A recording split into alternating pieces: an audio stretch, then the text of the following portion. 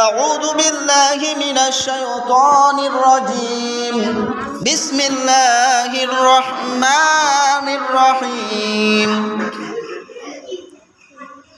سبحان الذي أسرى بعبده ليلا من المسجد الحرام إلى المسجد الأقصى الذي باركنا حوله لنريه من آياتنا إنه هو السميع البصير আল্লাহ পাক রব্বুল আলামিন পবিত্র কোরআনুল কারীমের মধ্যে বর্ণনা করেন সুবহানাল্লাযী আসরা বিআবদিহি লাইলাম মিনাল মাসজিদিল হারামি ইলাল মাসজিদিল আকসা। পবিত্রময় আল্লাহ পাক রব্বুল আলামিন তিনার রাসূল তিনার হাবিব তিনার বান্দা নবী মুহাম্মদকে আল্লাহ পাকের রাসূলকে রাত্রি বেলায় আসরা রাত্রি বেলায় আল্লাহ পাক রব্বুল আলামিন ভ্রমণ করালেন, রাত্রি বেলায় আল্লাহ পাক রব্বুল আলামিন সফর করালেন।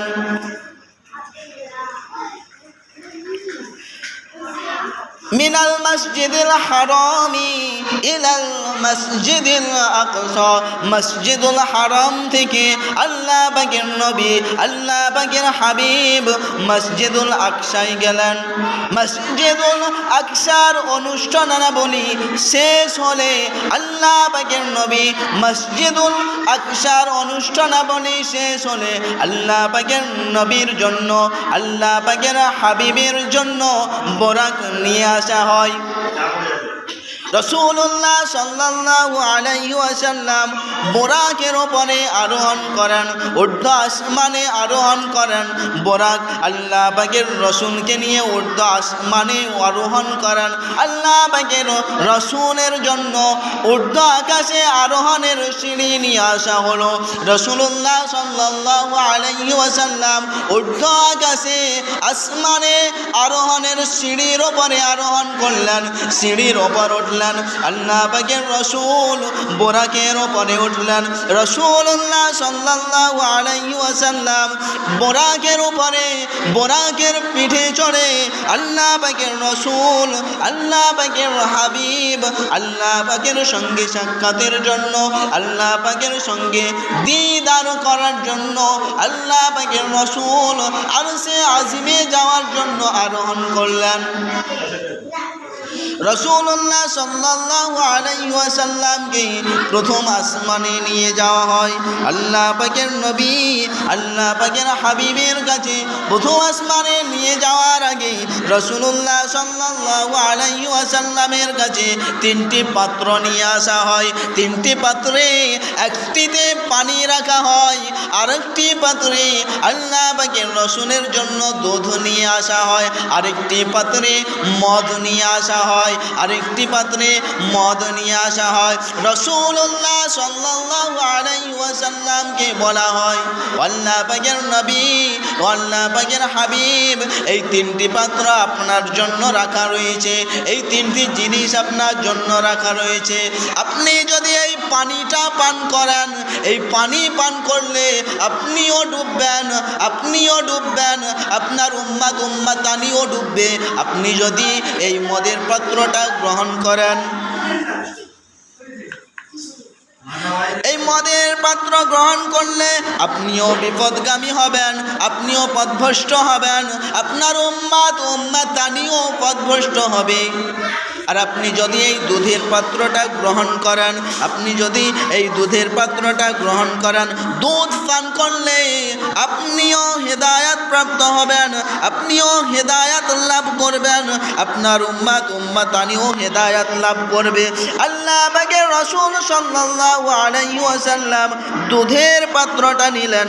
দুধের পাত্র নেওয়ার পর আল্লাহ পাকের রাসূল আল্লাহ পাকের হাবিব আল্লাহ পাকের রাসূল ঊর্ধ্ব আসমানে ঊর্ধ্ব আকাশে আরোহণ করলেন। হযরত আবু সাঈদ খুদরি রাদিয়াল্লাহু আনহু বর্ণনা করেন, তিনি বলেন রাসূলুল্লাহ সাল্লাল্লাহু আলাইহি ওয়াসাল্লাম বাইতুল মাকদিসের অনুষ্ঠানাবলী সমাপ্ত করলে আল্লাহ পাকের রাসূলের জন্য উচ্চ আসমানে আরোহণ করার জন্য সিঁড়ি হাজির করা হয়। এতে আরোহণ করে আল্লাহ পাকের রাসূল, আল্লাহ পাকের হাবিব ওই সিঁড়িতে আরোহণ করলেন। আরোহণ করে যেতে যেতে যেতে যেতে দেখতে পেলেন প্রথম আসমানে, প্রথম আকাশে আরোহণ করার পর, প্রথম আকাশে যাওয়ার পর, প্রথম আকাশে প্রবেশের পর রাসূলুল্লাহ সাল্লাল্লাহু আলাইহি ওয়াসাল্লাম দেখলেন একজন ব্যক্তি বসে আছেন। ওই ব্যক্তির কাছে একটা একটা করে আত্মা নিয়ে আসা হচ্ছে, ওই ব্যক্তির কাছে একটা একটা করে রূহ নিয়ে আসা হচ্ছে। ওই ব্যক্তিটা দেখছেন কোন রূহটা পবিত্র, কোন রূহটা নেক, কোন রূহটা আমলকারী রূহ। ওই ব্যক্তিটা দেখছেন, আল্লাহ পাকের রাসূল দেখছেন, ওই ব্যক্তিটা দেখছেন কোন পবিত্র আত্মাটা নিয়ে আসা হচ্ছে আর কোন আত্মাটা অপবিত্র রয়েছে, কোন আত্মাটা খারাপ রূহ রয়েছে, কোন আত্মাটা অপবিত্র রূহ রয়েছে। আল্লাহ পাকের নবী, আল্লাহ পাকের হাবিব দেখছেন ওই ব্যক্তিটা যখন রূহগুলো নিয়ে আসছে, যখন অপবিত্র রূহ নিয়ে আসছে, তখন ওই অপবিত্র রূহগুলোকে গ্রহণ করছে না, অপবিত্র আত্মাগুলোকে, খারাপ আত্মাগুলোকে গ্রহণ করছে না। আল্লাহ পাকের রাসূল দেখলেন যখন কোনো নেক রূহগুলো নিয়ে আসা হচ্ছে, পবিত্র রূহগুলো নিয়ে আসা হচ্ছে, ওই পবিত্র রূহগুলোকে দেখছেন এবং তিনাকে গ্রহণ করছেন, ওই রূহগুলোকে গ্রহণ করছেন, ওই রূহগুলোকে নিয়ে নিচ্ছেন। অপবিত্র রূহগুলো যেগুলো আল্লাহ পাকের আদেশকে আল্লাহ পাকের আদেশকে পালন করেনি, আল্লাহ পাকের আদেশগুলোকে মেনে চলেনি, ইসলামী শরিয়া অনুযায়ী মেনে চলেনি, অনৈসলামিকভাবে জীবনযাপন করেছে, ওই রূহগুলোকে নিয়ে ওই পথ দিয়ে যাওয়া হচ্ছে যে পথে ফিরাউনের রূহগুলোকে নিয়ে যাওয়া হয়েছিল, যে পথে সাদ্দাদের রূহগুলোকে নিয়ে যাওয়া হয়েছিল। ওই ব্যক্তিটা ওই পথ দিয়ে রূহগুলোকে পাঠাচ্ছে, যে পথ দিয়ে কাফির মুশরিকদের রূহগুলোকে নিয়ে গিয়েছিল। ওই ব্যক্তিটা ওই পথ দিয়ে খারাপ রূহগুলোকে পাঠিয়ে দিচ্ছে। আল্লাহ পাকের রাসূল সাল্লাল্লাহু আলাইহি ওয়াসাল্লাম আরো দেখলেন কিছু কিছু মানুষকে তাদেরকে শাস্তি দেওয়া হচ্ছে, তাদের ঠোঁটগুলো উটের ঠোঁটের মতো হয়ে গেছে, তাদের ঠোঁটগুলো উটের ঠোঁটের মতো হয়ে গেছে, তাদেরকে একটা জ্বলন্ত পাথর দেওয়া হচ্ছে, জ্বলন্ত পাথরের টুকরোগুলো তাদের মুখের মধ্যে তারা সম্মুখে ধরে রেখেছে, তারা গ্রহণ করতে পারছে না, তাদেরকে শাস্তি দেওয়া হচ্ছে। পাথরের টুকরোগুলো তারা মুখে নিয়ে দাঁড়িয়ে রয়েছে, উটের ঠোঁটের মতো তাদের ঠোঁটগুলো হয়ে গিয়েছে। আত্মসাৎকারীদেরকে এইরকম শাস্তি দেওয়া হচ্ছে, এতিমের মাল ভক্ষণকারীদেরকে এই রকমের শাস্তি দেওয়া হচ্ছে। আল্লাহ পাকের রাসূল, আল্লাহ পাকের হাবিব আরও দেখলেন যে অনেকে এইভাবে শাস্তি দেওয়া হচ্ছে, তারা পিপাসা কাতর হয়ে রয়েছে, পানি করছে, কিন্তু পানি খাওয়ার কোনো সুযোগ নেই। তাদের জন্য গরম পানি নিয়ে আসা হচ্ছে। দেখা যায় ক্ষত স্থান দিয়ে যত রসগুলো বের হয়, ক্ষত স্থান দিয়ে যত বজ্র পদার্থগুলো বের হয়, ক্ষত স্থান দিয়ে যত পুঁজগুলো বের হয়, রক্তগুলো বের হয়, ওইগুলো তাদের খাওয়ার জন্য দেওয়া হচ্ছে। আল্লাহ পাকের রাসূল আরও দেখলেন এইভাবে অনৈসলামিক কাজ যারা করেছে, হারাম কাজ যারা করেছে, তাদেরকে শাস্তি দেওয়া হয়েছে। আল্লাহ পাকের হাবিব আরও দেখছেন যারা অবৈধ কাজ করে, যারা নিষিদ্ধ কাজ করে, যারা অবৈধ কাজ করে, নিষিদ্ধ কাজ করে, তাদেরকেও শাস্তি দেওয়া হচ্ছে। কত নারী রয়েছে তাদেরকেও শাস্তি দেওয়া হচ্ছে, কত মহিলা রয়েছে তাদেরকেও শাস্তি দেওয়া হচ্ছে, তাদেরকে তাদের গুনাহের কারণে শাস্তি দেওয়া হচ্ছে, তাদেরকে বেপরদা হওয়ার কারণে শাস্তি দেওয়া হচ্ছে। এইভাবে রাসূলুল্লাহ সাল্লাল্লাহু আলাইহি ওয়াসাল্লাম দেখতে দেখতে দ্বিতীয় আসমানে আরোহণ করলেন। আল্লাহ পাকের রাসূল এইভাবে এক একটা আসমান ভেদ করলেন। প্রথম আসমান ভেদ করলেন, প্রথম আসমানের পর দ্বিতীয় আসমানে গেলেন, দ্বিতীয় আসমানের পর তৃতীয় আসমানে গেলেন, তৃতীয় আসমানের পর চতুর্থ আসমানে গেলেন, চতুর্থ আসমানের পর পঞ্চম আসমানে গেলেন, পঞ্চম আসমানের পর ষষ্ঠ আসমানে গেলেন, ষষ্ঠ আসমানের পর সিদরাতুল মুনতাহায় গেলেন। আল্লাহ পাকের নবী, আল্লাহ পাকের হাবিব সিদরাতুল মুনতাহায় গিয়ে একটা গাছ দেখতে পেলেন। ওই গাছের মধ্যে অনেকগুলো পাতা রয়েছে, বর্ণিত রয়েছে, কিতাবের মধ্যে বর্ণিত রয়েছে। ওই গাছের যতগুলো পাতা রয়েছে পৃথিবীতে ততগুলো মানুষ রয়েছে। এক একটা পাতায় এক একটা মানুষের, এক একটা প্রাণীর নাম লেখা রয়েছে। ওই পাতাগুলোতে এক একটা পাতায় এক একটা প্রাণীর নাম লেখা রয়েছে। প্রাণীর নাম লেখা থাকলে আজরাইল ওই গাছের গোড়ায় বসে রয়েছে, গাছের শেষে বসে রয়েছে, গোড়ায় বসে রয়েছে। কখন পাতা ঝরে পড়বে, যেই পাতাটায় যেই নাম লেখা রয়েছে ওই পাতাটায় ওই নাম নিয়ে আল্লাহ পাকের ফেরেশতা আজরাইল ওই ব্যক্তিটার রূহ বের করার জন্য যাবে। আল্লাহ পাকের রাসূল, আল্লাহ পাকের হাবিব সিদরাতুল মুনতাহায় দেখলেন। আল্লাহ পাকে রব্বুল আলামিনের কাছে গেলেন। রাসূলুল্লাহ সাল্লাল্লাহু আলাইহি ওয়াসাল্লাম এক একটা আসমান ভেদ করলেন। প্রথম আসমান, দ্বিতীয় আসমান, তৃতীয় আসমান, চতুর্থ আসমান, পঞ্চম আসমান, ষষ্ঠ আসমান, সপ্তম আসমান, এক একটা আসমান ভেদ করলেন। একজন নবীর সঙ্গে দেখা করলেন। হযরতে আদম আলাইহিস সালামের সঙ্গে দেখা হলো, হযরতে মূসা আলাইহিস সালামের সঙ্গে দেখা হলো, হযরতে ঈসা আলাইহিস সালামের সঙ্গে দেখা হলো, দাউদ আলাইহিস সালামের সঙ্গে দেখা হলো, হযরতে আল্লাহ পাকের নবীর সঙ্গে আরো অনেক রসুলের সঙ্গে, অনেক নবীর সঙ্গে দেখা হলো। ইয়াহইয়া আলাইহিস সালামের সঙ্গে দেখা হলো। রাসূলুল্লাহ সাল্লাল্লাহু আলাইহি ওয়াসাল্লাম আল্লাহ পাকের আরশে আযিমে গেলেন।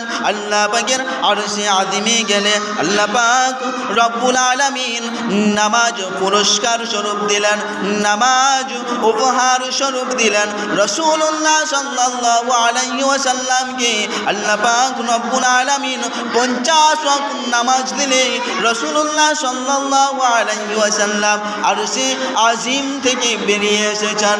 আরশে আজিম থেকে বেরিয়ে আসলে আল্লাহ পাকের নবীকে হযরতে মূসা আলাইহিস সালাম জিজ্ঞাসা করলেন, আল্লাহ পাকের নবী, আল্লাহ পাকের হাবিব ও মুহাম্মদ, তুমি আল্লাহর কাছে গিয়েছিলে, আল্লাহ পাক রব্বুল আলামিন তোমাকে কি কিছু বলেছে? আল্লাহ পাক রব্বুল আলামিন তোমাকে কি কিছু পুরস্কার দিয়েছে? আল্লাহ পাকের হাবিব, আল্লাহ পাকের নবী জানালেন, আল্লাহ পাক রব্বুল আলামিন আমাকে 50 ওয়াক্ত নামাজ দিয়েছেন। রাসূলুল্লাহ সাল্লাল্লাহু আলাইহি ওয়াসাল্লাম যখন বললেন 50 ওয়াক্ত নামাজ দিয়েছেন, হযরতে মূসা আলাইহিস সালাম বললেন, মুহাম্মদ, আল্লাহ পাক রব্বুল আলামিন তোমাকে 50 ওয়াক্ত নামাজ দিয়েছেন। মুহাম্মদ, আমি তোমার পূর্বের নবী ছিলাম, আমি দেখেছি আমার উম্মতানিরা তারা 50 ওয়াক্ত নামাজ পড়তে পারেনি। আমার উম্মতানিকে যখন আল্লাহ পাক রব্বুল আলামিন নামাজ দিয়েছিলেন, ওই নামাজগুলো তারা সঠিকভাবে আদায় করতে পারেনি। ও মুহাম্মদ, তোমাকে যে আল্লাহ পাক রব্বুল আলামিন 50 ওয়াক্ত নামাজ দিয়েছেন, আমার মনে হয় না তোমার উম্মাতানি আদায় করতে পারবে বলে। কেননা আমার অনুসারী যারা ছিল তারা এত নামাজ আদায় করতে পারেনি, তারা নামাজ আদায় করেনি, তারা অলসতায় ছেড়ে দিয়েছে। ও মুহাম্মদ, যাও তুমি তোমার উম্মতের জন্য নামাজ কমিয়ে নিয়ে আসো। আল্লাহ পাক রব্বুল আলামিনের হাবিব, বিশ্ব নবী, আখেরি নবী, দো জাহানের বাদশাহ হাবিবুল্লাহ জনাবে মুহাম্মদুর রাসূলুল্লাহ সাল্লাল্লাহু আলাইহি ওয়াসাল্লাম আল্লাহ পাক রব্বুল আলামিনের কাছে গিয়ে ফরিয়াদ করলেন, আল্লাহ পাক রব্বুল আলামিন, আমার উম্মত বড়ই কমজোর, আমার উম্মত বড়ই দুর্বল, তারা 50 ওয়াক্ত নামাজ পড়তে পারবে না। আল্লাহ পাক রব্বুল আলামিন এই 50 ওয়াক্ত নামাজ আমার জন্য কমিয়ে দিন। আল্লাহ পাক রব্বুল আলামিন, তোমার বান্দা বান্দিরা খুবই কমজোর, তারা এত নামাজ আদায় করতে পারবে না। মাওলাই কারীম, আপনি তাদের জন্য নামাজকে কমিয়ে দিন। আল্লাহ পাক রব্বুল আলামিন রাসূলের জন্য 10 ওয়াক্ত নামাজ কমিয়ে দিলেন। আল্লাহ পাকের নবী, আল্লাহ পাকের হাবিব 10 ওয়াক্ত নামাজ কমিয়ে নিয়ে এসে আবারও আরশে আজিম থেকে বেরিয়েছেন। মূসা আলাইহিস সালামের সঙ্গে আবারও দেখা হলো। অতঃপর মূসা আলাইহিস সালামের সঙ্গে দেখা হলে আল্লাহ পাকের নবীকে, আল্লাহ পাকের হাবিবকে হযরতে মূসা আলাইহিস সালাম জিজ্ঞাসা করলেন, মুহাম্মদ, তোমার উম্মতের জন্য কি আল্লাহ পাক রব্বুল আলামিন নামাজকে কমিয়ে দিয়েছেন? আল্লাহ পাকের হাবিব জানালেন, আল্লাহ পাক রব্বুল আলামিন আমার উম্মাতানির জন্য 10 ওয়াক্ত নামাজ কমিয়ে দিয়েছেন। মূসা আলাইহিস সালাম আবার বললেন, মুহাম্মদ, তোমার উম্মত এত নামাজও পড়তে পারবে না, তুমি আবারও যাও, আল্লাহর কাছে গিয়ে ফরিয়াদ করো, আল্লাহর কাছে গিয়ে অনুরোধ করো, আল্লাহ পাক রব্বুল আলামিন যেন তোমার নামাজকে কমিয়ে দেন। আল্লাহ পাকের হাবিব, আল্লাহ পাকের নবী রাসূলুল্লাহ জনাবে মুহাম্মদুর রাসূলুল্লাহ সাল্লাল্লাহু আলাইহি ওয়াসাল্লাম আল্লাহ পাকের কাছে গিয়ে আরো অনুনয় বিনয় করলো, আরো আল্লাহর কাছে গিয়ে অনুরোধ করলে আল্লাহ পাক রব্বুল আলামিন রাসূলের জন্য আবার নামাজ কমিয়ে দিলেন। নামাজ কমিয়ে এইভাবে আল্লাহর কাছে গেলেন। আল্লাহ পাকের নবীকে এইভাবে কয়েকবার যাওয়ার পর রাসূলুল্লাহ সাল্লাল্লাহু আলাইহি ওয়াসাল্লামকে নামাজ কমিয়ে দিলেন। আল্লাহ পাকের হাবিব, আল্লাহ পাকের নবীকে 5 ওয়াক্ত নামাজ দিলেন।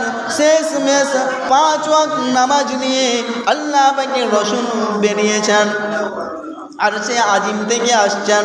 মূসা আলাইহিস সালাম আবারও জিজ্ঞাসা করলো, মুহাম্মদ,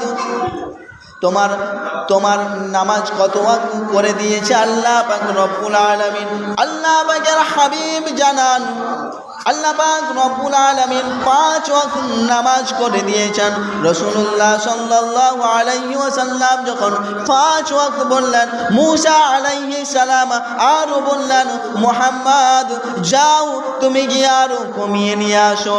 আল্লাহ পাকের নবী, আল্লাহ পাকের হাবিব সাল্লাল্লাহু আলাইহি ওয়াসাল্লাম জানান, রব্বুল আলামিনের কাছে গিয়ে আমার উম্মতের জন্য, আমার অনুসারীদের জন্য নামাজ হালকা করে নিয়ে এসেছি। আল্লাহ পাক রব্বুল আলামিনের কাছে এতবার গিয়েছি, আমার মনে হয় না আল্লাহ পাক রব্বুল আলামিন আমার নামাজকে আরো কমিয়ে দেবেন বলে। আমি আল্লাহর কাছে এতবার গিয়েছি, আমার এখন লজ্জাবোধ হচ্ছে আল্লাহর কাছে গিয়ে আরো অনুরোধ করে কমানোর জন্য। আমার লজ্জা আমি লজ্জা বোধ করছি যে আল্লাহর কাছে গিয়ে আর নামাজ কমিয়ে নিয়ে আসতে পারবো না।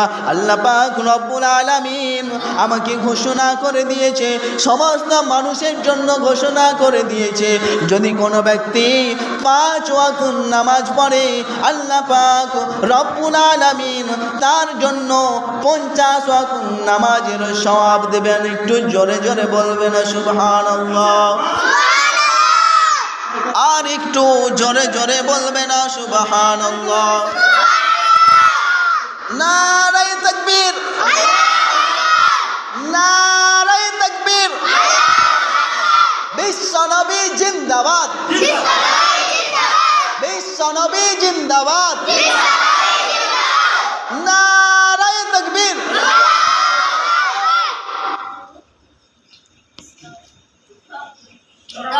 আল্লাহ পাকের জন্য আল্লাহ পাক রব্বুল আলামিনের হাবিব, আল্লাহ পাক রব্বুল আলামিনের হাবিবের জন্য আল্লাহ পাক রব্বুল আলামিন 5 ওয়াক্ত নামাজ করে দিলেন।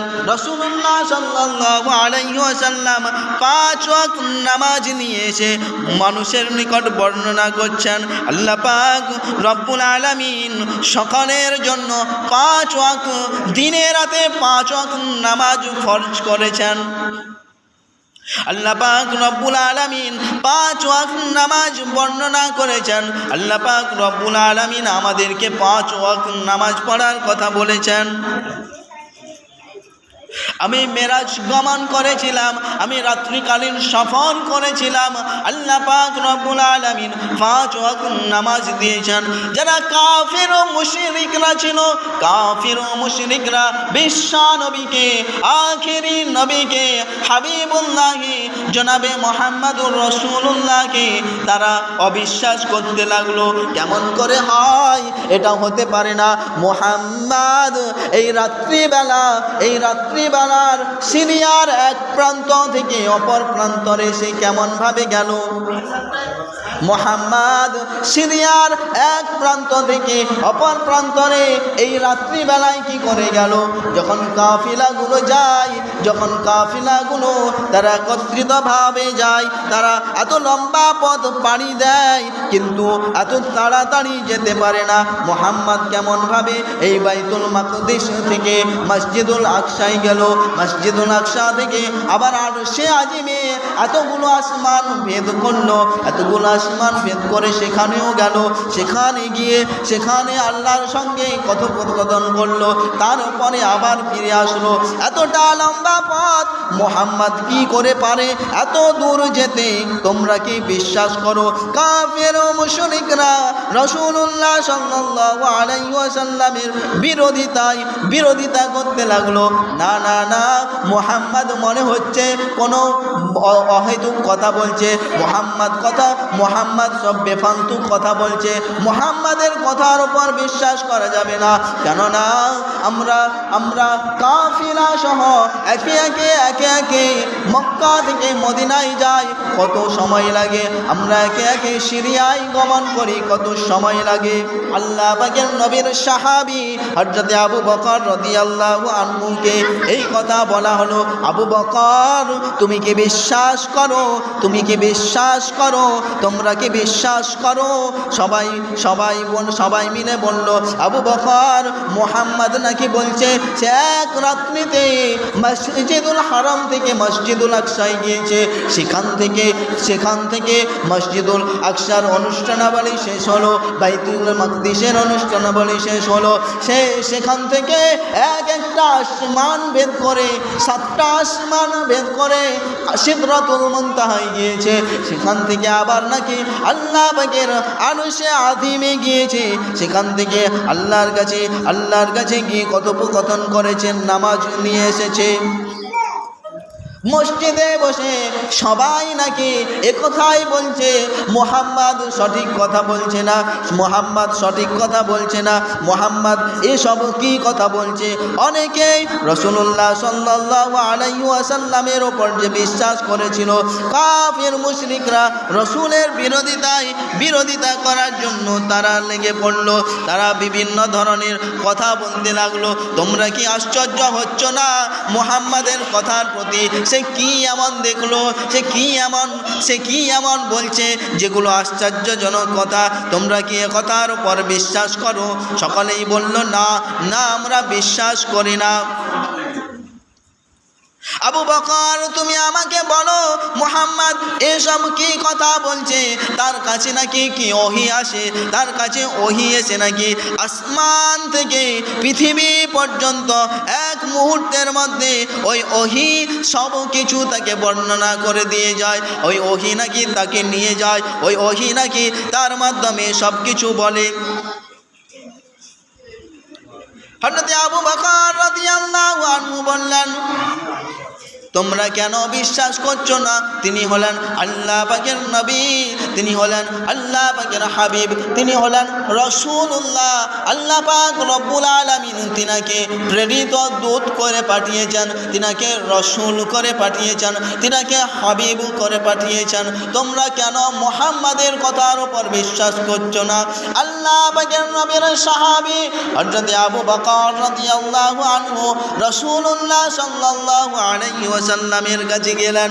আল্লাহ পাকের নবীকে গিয়ে জিজ্ঞাসা করলেন, ইয়া রাসূলুল্লাহ, ইয়া হাবিবাল্লাহ, মানুষজন আপনার বিরোধিতায় এই রকম কথা বলছে।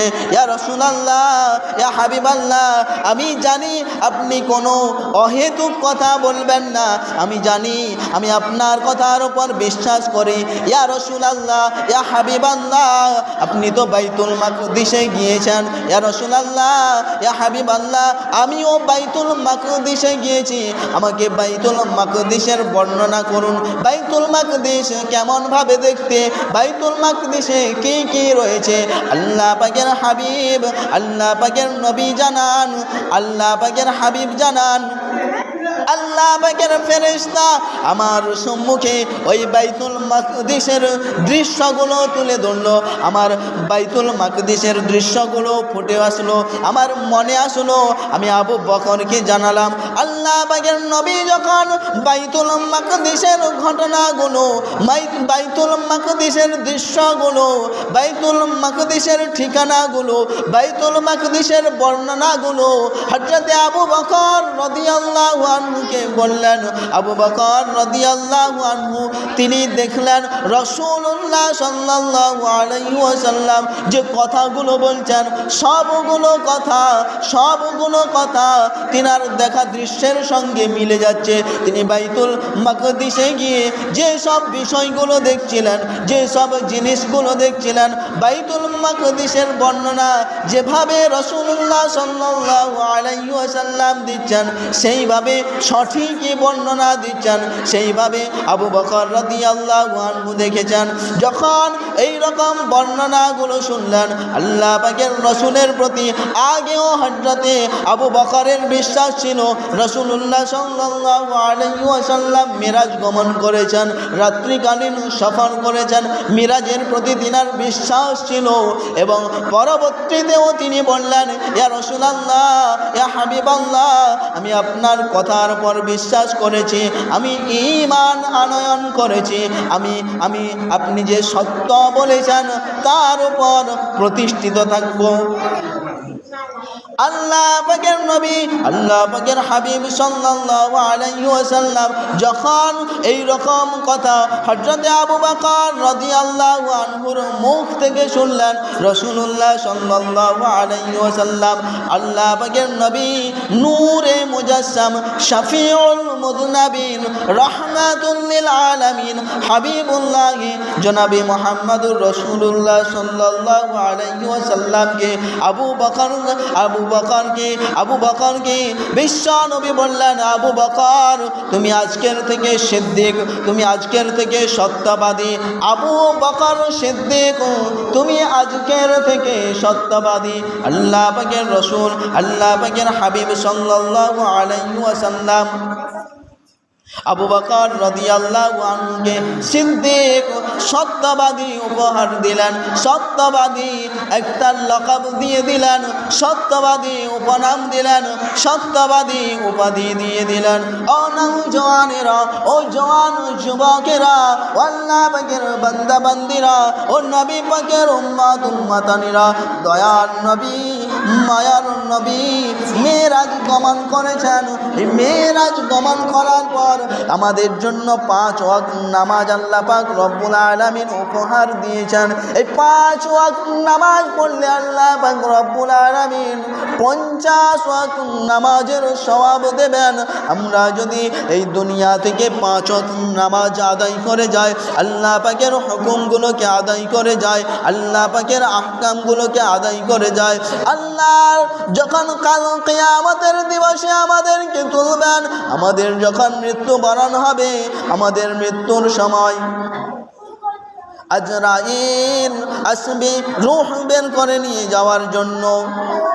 শয়তান আসবে কি করে বেঈমান অবস্থায় মৃত্যুবরণ করানো যায়। ওই কঠিন মুহূর্তে আমরা যদি আল্লাহ পাকের হুকুম আহকামগুলোকে মেনে যাই, সৎ পথ অবলম্বন করে যাই, আমরা যদি সঠিক পথে থাকি, আল্লাহ পাক রব্বুল আলামিন ঈমানি হালতে মৃত্যুবরণ করাবেন। আমরা যখন মৃত্যুবরণ করব, আমাদেরকে সুন্দর নরম নরম বিছানা থেকে তুলে নিয়ে যাবে, ঘর থেকে বের করে নিয়ে যাবে। আল্লাহ পাক রব্বুল আলামিন আলামিনের নির্ধারিত বিধান অনুযায়ী আমাদের সকলের মৃত্যুবরণ হবে। যার যখন সময় হবে তাকে তখন দুনিয়া ছেড়ে চলে যেতে হবে। মৃত্যু নির্ধারিত বিষয়। যার যখন সময় হবে তাকে এই দুনিয়া ছেড়ে চলে যেতে হবে। কঠিন সময়, মৃত্যুর সময়। অনেকে এমন রয়েছে লাঞ্ছনা যন্ত্রণা দুনিয়ায় হেয় প্রতিপন্ন হচ্ছে। ওই লাঞ্ছনা বঞ্চনা ভোগকারী হেয় প্রতিপন্নকারী ব্যক্তিকেও মৃত্যুবরণ করতে হবে। ওই গরিব ব্যক্তিকেও মৃত্যুবরণ করতে হবে, ফকিরকেও মৃত্যুবরণ করতে হবে।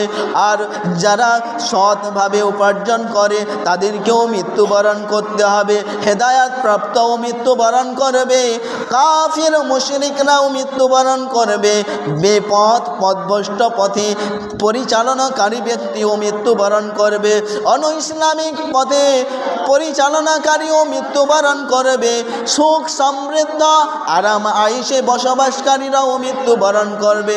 সকলকেই মৃত্যুবরণ করতে হবে। আমরা যখন মৃত্যুবরণ করব, আমাদেরকে সুন্দর নরম নরম বিছানা থেকে তুলে নিয়ে যাবে, ঘর থেকে বের করে নিয়ে যাবে, এমন জামা পরিয়ে দেবে যে জামার না আছে পকেট, যে জামার না আছে সেলাই। জানাজা শেষ হয়ে যাবে, আত্মীয় স্বজন পাড়া প্রতিবেশী সকলেই মিলে দাফন করে দেবে। দাফন করে দেওয়ার পর সওয়ালকারী ফেরেশতা আসবে, আমাদের কাছে প্রশ্নকারী ফেরেশতা আসবে। প্রশ্নকারী ফেরেশতা এসে প্রশ্ন করবে, মান রব্বুকা মান নাবিয়ুকা মা দীনুকা। তোমার রব কে ছিল, তোমার আল্লাহ কে ছিল, তোমার নবী কে ছিল, মা দীনুকা তোমার দিন কি ছিল। ও নওজওয়ানেরা, ও জওয়ান যুবকেরা, ও আল্লাহ পাকের বান্দা বান্দিরা, ও নবী পাকের উম্মতানিরা, কবর বড়ই কঠিন জায়গা, কবর বড়ই নির্জনতার জায়গা। কবর একটা ছোট্ট কুটির। আমরা দুনিয়ায় বসবাস করছি, দুনিয়ায় ঘর এমন ঘর সুসজ্জিত করেছি, আমরা কেমনভাবে বাড়ি তৈরি করেছি তা আমরা সকলেই জানি। কিন্তু কবর এমন ঘর যে ঘরের ঠিকানা কারোর জানা নাই, এমন ঘর যে ঘরের আমরা কিছুই জানি না কি হবে সেখানে। নির্জনতার ঘর, কঠিন জায়গা, শীতের দিন, না আছে কাঁথা, না আছে বালিশ, সকলেই মিলে দাফন করে দিয়ে চলে আসবে। আমরা যদি নেক আমল করে যাই সেই কবরে আমরা জান্নাতের স্বাদ গ্রহণ করতে পারবো। আর যদি না নেক আমল করে যাই, আমাদের জন্য কঠিন আযাব রয়েছে, জাহান্নামের আযাব ভোগ করতে হবে। সকলকে জাহান্নামের আযাব ভোগ করতে হবে। আল্লাহ পাক রব্বুল আলামিন জাহান্নামের আযাবে গ্রেফতার করে রাখবেন। ও নওজওয়ানেরা, ও জওয়ান যুবকেরা, আল্লাহ পাকের নবী, আল্লাহ পাকের হাবিব সাল্লাল্লাহু আলাইহি ওয়াসাল্লাম বর্ণনা করেছেন এই কবরের পর এক সময় কিয়ামত আসবে। কিয়ামতের পর আল্লাহ পাক রব্বুল আলামিন সকলকেই আবারও পুনরুত্থিত করবেন, আবারও তুলবেন, হিসাব নিকাশ হবে হাসরের ময়দানে। সকলকেই তুলে আল্লাহ পাক রব্বুল আলামিন হিসাব করবেন, কে কতটা নেকি করেছে, কে কতটা গুনাহ করেছে। আল্লাহ পাক রব্বুল আলামিন হিসাব করবেন, কে কতটা পুণ্য সঞ্চয় করে নিয়ে এসেছে, কে কতটা বদি সঞ্চয় করে নিয়ে এসেছে। ওই কঠিন সময়ে যদি আমাদের নেকি বেশি থাকে আমরা জান্নাতে যাওয়ার সুযোগ পাবো, আর যদি নেকি বেশি না থাকে, যদি গুনাহ থাকে, তাহলে আমাদেরকে জাহান্নামের দিকে পাঠানো হবে। ওই কঠিন সময়ে সকালেই নাফসি নাফসি করবে, আমার কি হবে, আমার কি হবে, আমার কি হবে, আমার কি হবে, আমি জান্নাতে যাব নাকি আমি জাহান্নামে যাব, আমি জান্নাতে যাব নাকি আমি জাহান্নামে যাব। কেউ কাউকে চিনতে পারবে না, শুধু একটাই চিন্তা, আমাকে কোথায় পাঠানো হবে, জান্নাতে নাকি জাহান্নামে।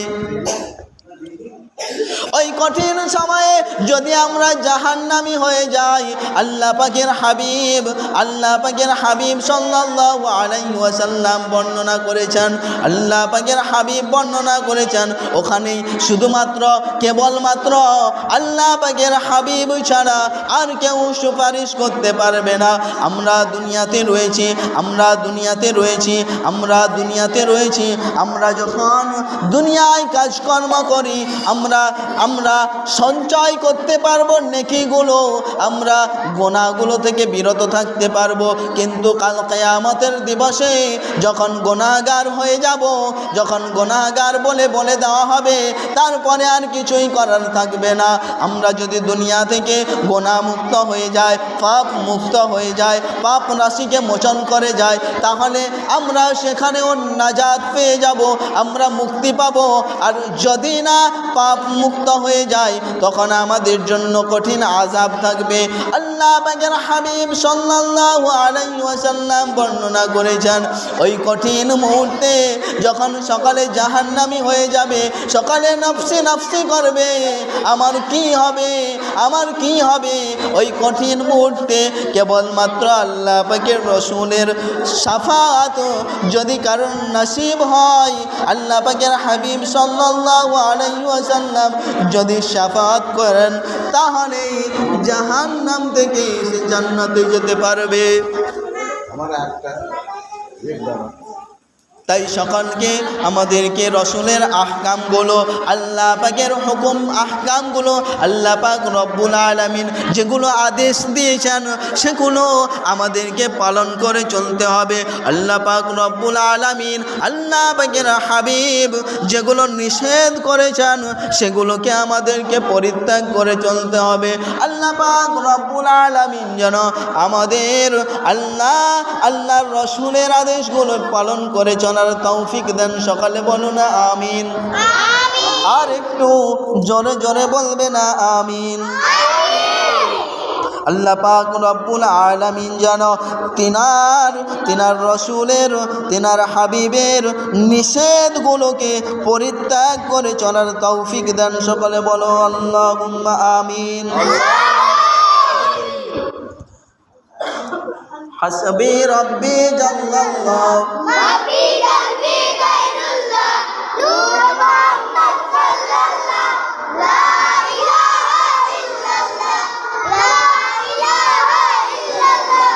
मेरे मौला मेरे खुदा तू ही खालिक अर्द समा, तू ही मालिक रोज सजा, मैं हूँ शरफ़ा दुर्मक़ता, तुझसे है ए दुआ वक्त रजा, जब आए मेरा लब पे हो बस एक सदा, ला इलाहा इल्लल्लाह, ला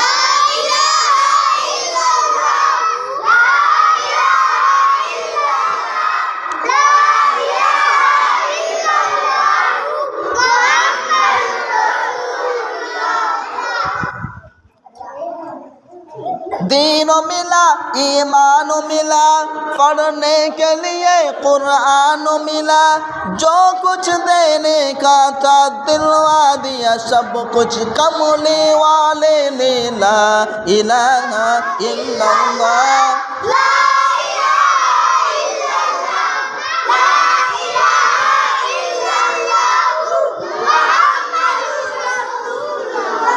हस्बी रब्बी जल्लल्लाह, मा फी क़ल्बी गैरुल्लाह।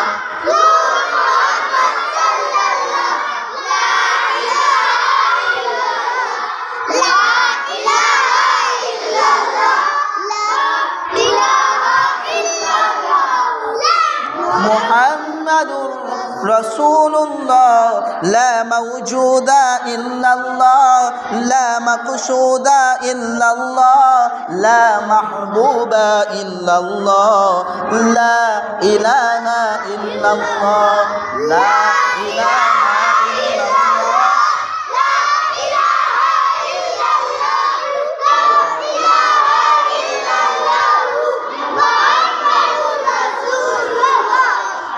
नहीं कोनो माबुद अल्लाह छड़ा, नहीं कोनो माबुद अल्लाह छड़ा, नहीं कोनो माबुद अल्लाह छड़ा, नहीं कोनो माशूक अल्लाह छड़ा, ला इलाहा इल्लल्लाह।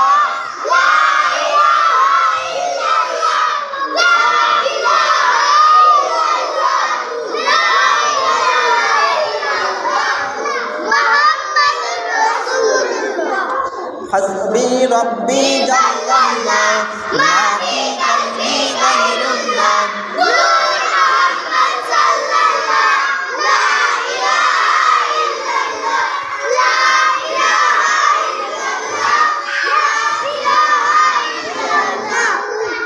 मुहम्मदुर रसूलुल्लाह, सुब्हानल्लाह वल्हम्दुलिल्लाह वला इलाहा इल्लल्लाह, सुब्हानल्लाह वल्हम्दुलिल्लाह, ला इलाहा इल्लल्लाह, सुब्हानल्लाह वल्हम्दुलिल्लाह वला इलाहा इल्लल्लाह, सुब्हानल्लाह वल्हम्दुलिल्लाह वला इलाहा इल्लल्लाह, सुब्हानल्लाह वल्हम्दुलिल्लाह, ला इलाहा इल्लल्लाह, सुब्हानल्लाह, ला इलाहा इल्लल्लाह, मुहम्मदुर रसूलुल्लाह। हस्बी रब्बी जल्लल्लाह, मा फी क़ल्बी गैरुल्लाह, नूर मोहम्मद सल्लल्लाह, ला इलाहा इल्लल्लाह, ला इलाहा इल्लल्लाह, ला इलाहा इल्लल्लाह, मुहम्मदुर रसूलुल्लाह। सुब्हानल्लाह वल्हम्दुलिल्लाह वला इलाहा इल्लल्लाह, सुब्हानल्लाह वल्हम्दुलिल्लाह, ला इलाहा इल्लल्लाह, सुब्हानल्लाह वल्हम्दुलिल्लाह वला इलाहा इल्लल्लाह, सुब्हानल्लाह वल्हम्दुलिल्लाह वला इलाहा इल्लल्लाह, सुब्हानल्लाह वल्हम्दुलिल्लाह, सुब्हानल्लाह वल्हम्दुलिल्लाह वला इलाहा इल्लल्लाह, सुब्हानल्लाह वल्हम्दुलिल्लाह वला इलाहा इल्लल्लाह, सुब्हानल्लाह वल्हम्दुलिल्लाह वला इलाहा इल्लल्लाह, सुब्हानल्लाह वल्हम्दुलिल्लाह वला इलाहा इल्लल्लाह, सुब्हानल्लाह वल्हम्दुलिल्लाह वला इलाहा इल्लल्लाह, सुब्हानल्लाह वल्हम्दुलिल्लाह वला इलाहा इल्लल्लाह, ला इलाहा इल्लल्लाह, ला इलाहा इल्लल्लाह, ला इलाहा इल्लल्लाह, मुहम्मदुर रसूलुल्लाह। ইয়া আল্লাহ ইয়া রহমান ইয়া কারীম ইয়া রহিম ইয়া আল্লাহ ইয়া রহমান ইয়া কারীম ইয়া রহিম